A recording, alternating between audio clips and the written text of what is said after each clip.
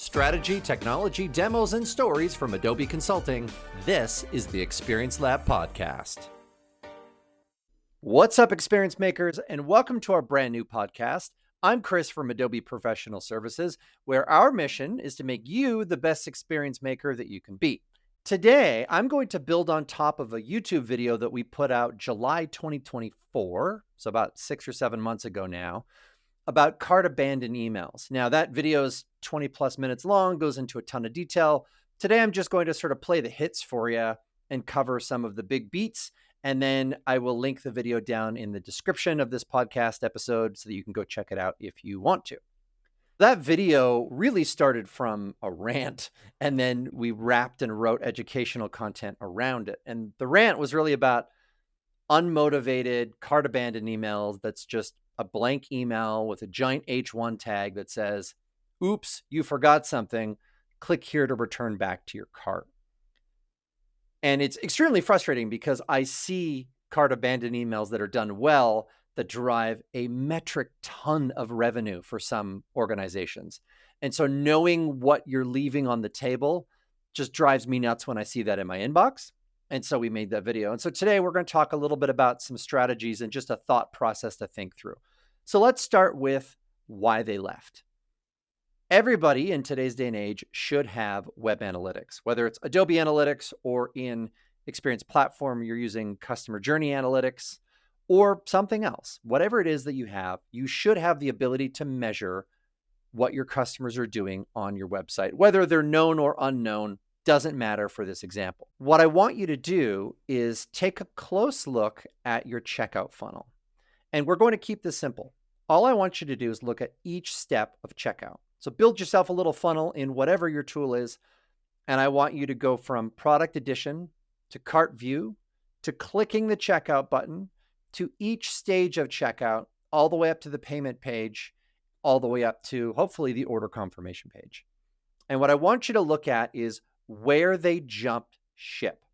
At what point in that process did they choose to leave? That's going to give us our high-level version of why they left. And that's going to move us on to the next tip, which is what I'll call reason-based personalization. And so we're going to do some basic personalization based on the page on which they left. So if they left on the shipping step, pretty good hunch that the shipping cost was what drove them away. So you could offer them a discount or a promo code or something to try to alleviate it, or you could remind them that if they added $12 more, they would get free shipping plus an extra item anyway. Whatever you're going to do in your content is up to you, but let's take a look at the step at which they jumped. And hopefully that can inform us as to some level of basic content. That's kind of that level one of very basic personalization. Now, let's move to the next one, which is product-based personalization. Now, hopefully your email solution can do this. If you're using Adobe Campaign or Adobe Journey Optimizer, yes, you can do this. There's actually a few ways to do this in both of those solutions. So ask your consulting team as to which one is right for you if you're not.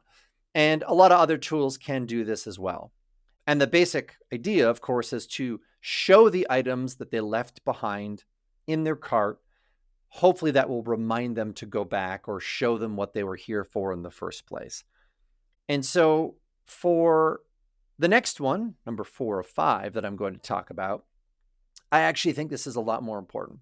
So let's step back just for a second. Somebody's on the website or in the app and they're going through the checkout process and they didn't continue their order. They didn't do it because they're dumb. They might have done it because they're busy or something else drove them away, like a shipping cost. You also have to understand that sometimes they're on 2, 3, 4, 5 different websites all at the same time and they're price shopping. So there's some underlying reason as to why they didn't check out. They're not just doing it for just cause, right? So the more we can try to think from our customer's perspective, the better. And so my number 4 for you is to inspire and engage. Don't just show a blank email that says, oops. Show them the reason why they got partway through checkout in the first place.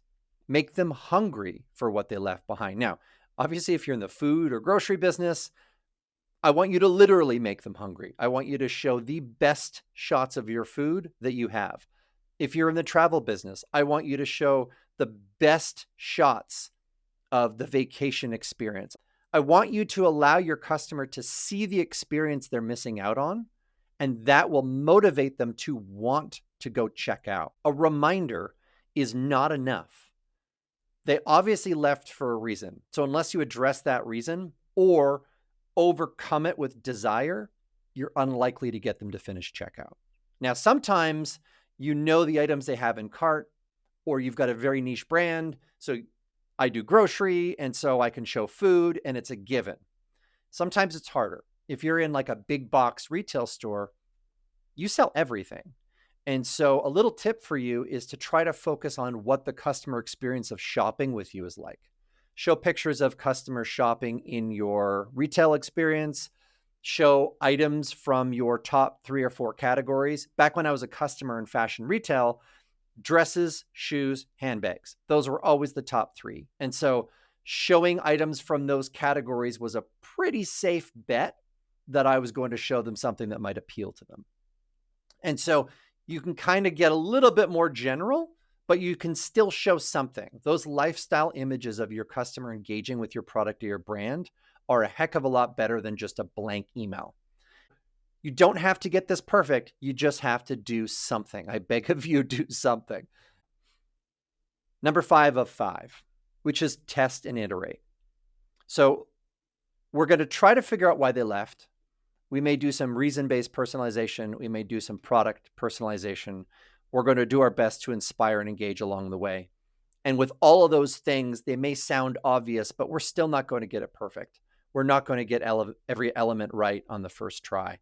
And so we want to be testing, whether it's testing the images and the entire creative or just the subject line. It doesn't matter. Just get in the culture of testing something. I will give you my little piece of advice that I've always given clients for years around Adobe Target, which applies to email as well.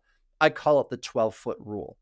If you can't see the difference from 12 feet away between 2 iterations of creative, it may not be a big enough difference to see a big uplift or change in my numbers. Very subtle things can occasionally make a massive difference, and those are wonderful moments when they happen.